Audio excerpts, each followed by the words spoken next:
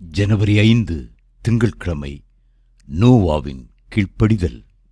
நீ கொப்பேர் மரத்தால் உனக்கு ஒரு பேழையை உண்டாக்கு. அந்த பேழையிலே அறைகளை உண்டு பண்ணி அதை உள்ளும் புறம்புமாக கீழ்ப்பூசு. ஆதியாகமம் 6:14. நோவாவே ஒரு பேழை செய்யுமாறு கர்த்தர் சொன்னபோது அந்த பேழையின் எல்லா விபரங்களையும் திட்டமும் தெளிவுமாய் கொடுத்தார்.